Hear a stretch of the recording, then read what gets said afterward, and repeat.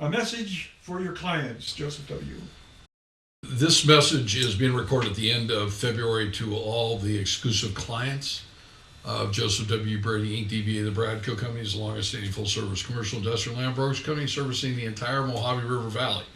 So some of you might say Mojave River Valley. Well, the high desert doesn't have a very good connotation. So a group of us led by Eric Schmidt, that's with Squadron, and John Ohanian with Silverwood, decided it was time to bring a whole bunch of people together, and we changed the name. So it's like going from Sunnymead to Marina Valley.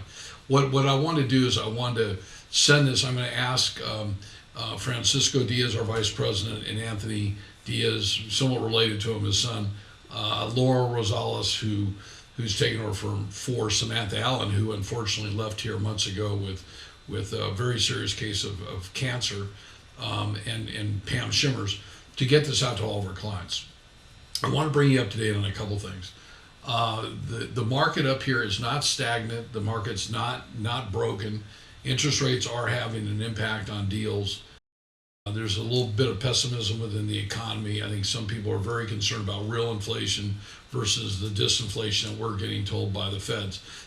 While inflation has come down, it hasn't stopped, and it is having a huge impact. So it's having an impact on people in markets like this. When groceries go up 27% over last year, it's definitely impacting.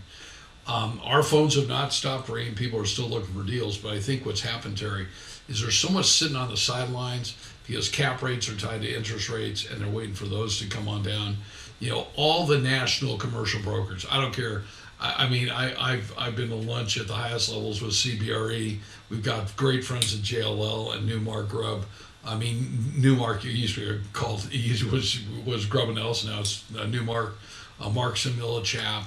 All the top brokerages are off about 70%, 70 to 75% over last year and 2 years. So we're off like anybody else, okay?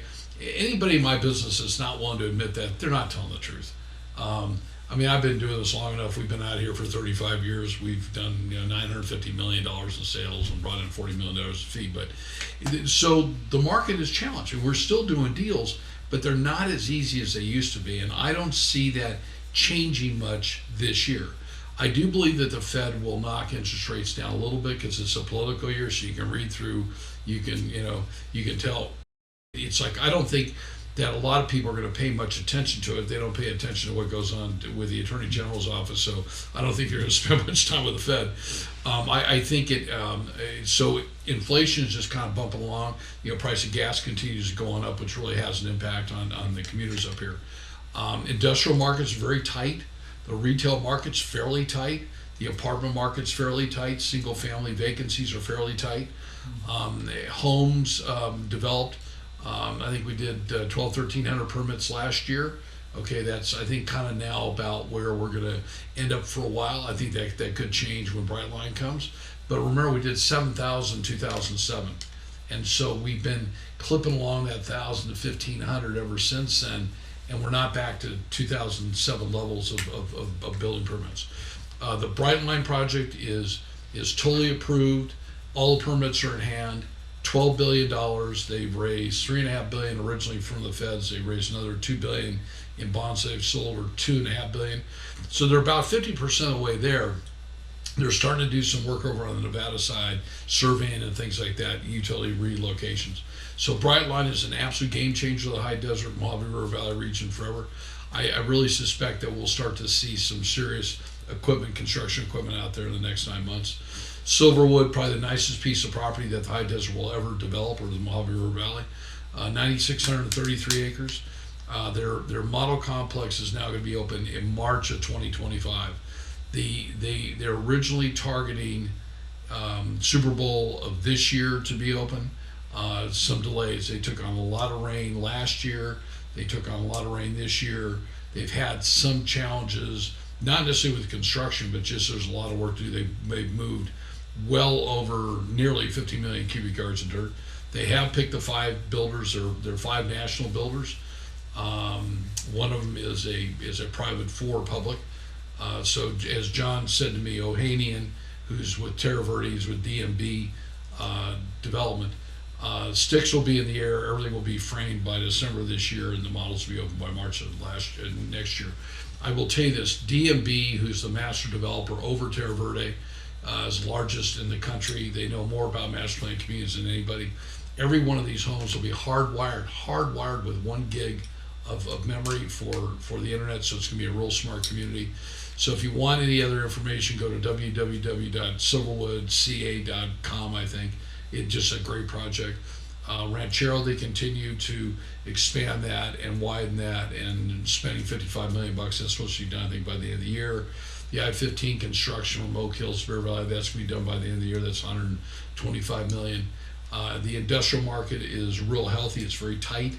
You've got a lot of the major players coming in here. So we have 30 million feet on the ground right now in the 5 incorporated cities. We have a very low vacancy factor.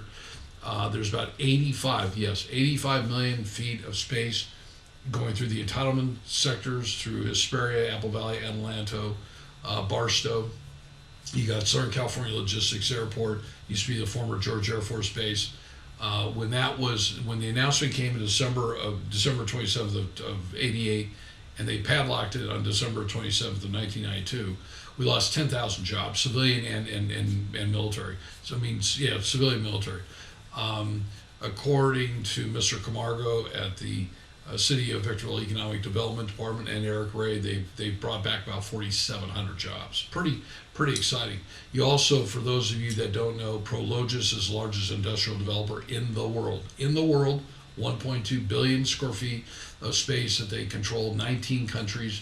They control SCLA with the City of Victorville. They're doing a great job. They just signed a 1,400,000 square foot distribution deal. I won't say what it is, but they did tell me, but in confidence. You got that.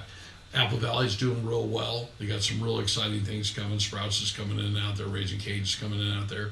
Our Sprouts in Victorville is due to open here real soon.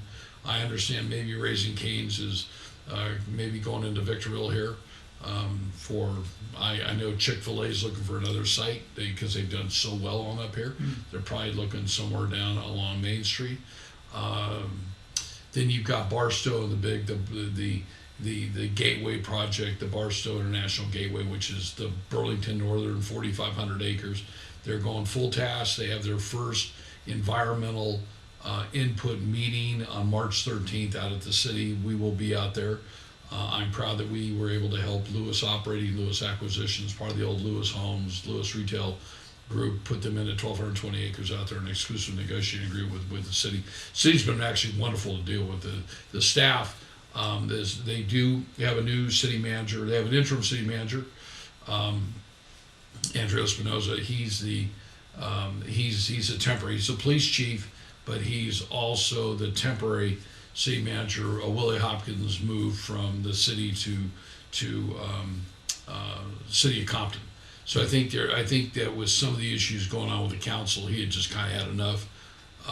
Burlington Northern's moving ahead. So, at the end of the day, there's a lot of this indecision. I think the presidential election is going to clear that up. But at the end of the day, the market is still rather healthy. It's just tough to do deals. So if you're frustrated with your local real estate agent because they haven't been able to sell your 5 or 10 acres or your 40 acres out there, it's not necessarily just their fault. I mean, if they're not marketing, well, then it is their fault. But if they're marketing, they're doing all the stuff they need to.